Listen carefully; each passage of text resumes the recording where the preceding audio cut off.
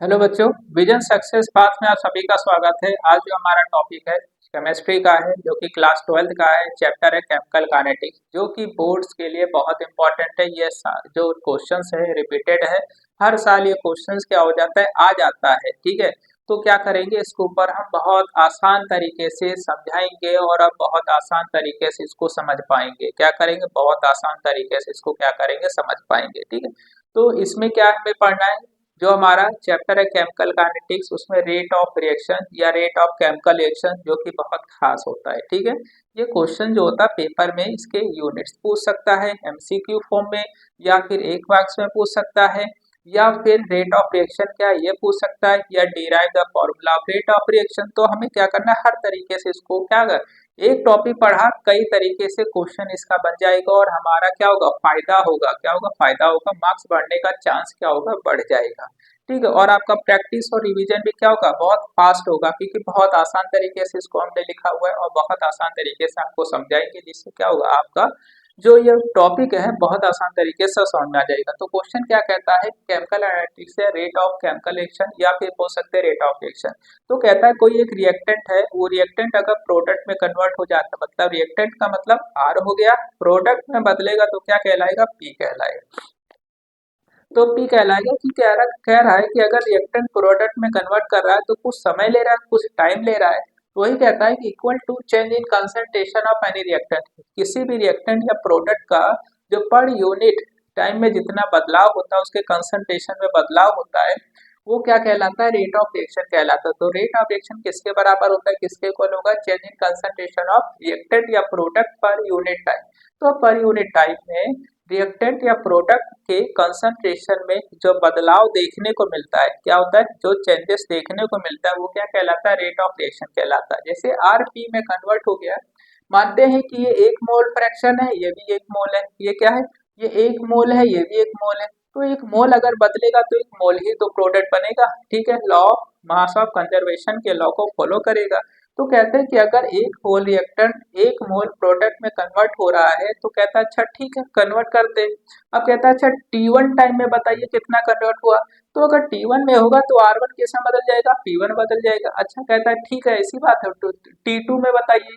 तो T2 में क्या होगा, R2 किसमें बदल जाएगा, P2 में बदल जाएगा। ठीक है, बहुत आसान तरीके से, पहले भी सिंपल में लिखना है, फिर T1 का लिखना है, फिर T2 का लिख देंगे। ठीक है, अब देखेंगे टाइम, तो टाइम हमारे पास T2 माइनस क्या हो जाएगा, T1 हो जाएगा। डेल्टा आर मतलब रिएक्शन, तो R2 माइनस क्या होगा, R1 हो जाएगा।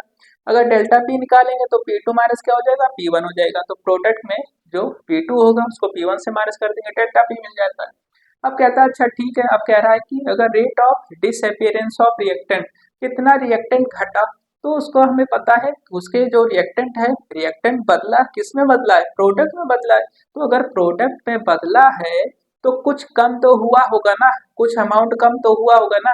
तो क्या हो जाएगा, decrease in concentration of reactant. तो रिएक्टेंट में जो घटा है और जितना समय लगा है घटने में, वो क्या हो जाएगा, टाइम टेकन। तो घटा है मतलब माइनस में गया है, तो माइनस डेल्टा आर अपॉन क्या होगा, डेल्टा टी हो जाएगा, माइनस डेल्टा आर अपॉन क्या हो जाएगा, डेल्टा टी हो जाएगा। तो कहता है अच्छा ठीक है, ऐसी बात है, तो प्रोडक्ट का बताइए, प्रोडक्ट बन रहा है ना। तो अपेयरेंस ऑफ प्रोडक्ट, तो क्या लिखेंगे, अपेयरेंस ऑफ प्रोडक्ट। तो यहाँ पर बढ़ रहा है मतलब प्लस में जा रहा है, तो क्या लिखेंगे, इंक्रीज लिखेंगे। क्या करेंगे, increase in concentration of P upon time taken. तो जितना प्रोडक्ट में बढ़ोतरी हुई है, प्रोडक्ट में जितना अमाउंट बढ़ा है और जितना समय लगा है ये कार्ड होने में, उसको टाइम टेकन कर देंगे। तो यहाँ क्या लिखेंगे, डेल्टा पी अपॉन क्या होगा, डेल्टा टी। और क्या लगा देंगे, प्लस का साइन लगा देंगे। क्या लगा देंगे, प्लस का साइन। तो प्लस डेल्टा पी अपॉन क्या होगा, डेल्टा क्या हो जाएगा, टी हो जाएगा। ठीक है, अब कहता है कि अच्छा ठीक है, अब बताइए रेट ऑफ रिएक्शन। तो आप रेट ऑफ रिएक्शन में देखते हैं कि जो रिएक्टेंट का है वो प्रोडक्ट का भी है, बस एक प्लस में, तो एक में क्या लिखा जाएगा, माइनस हो जाएगा। तो इन दोनों को एक दूसरे के सामने लिख देंगे।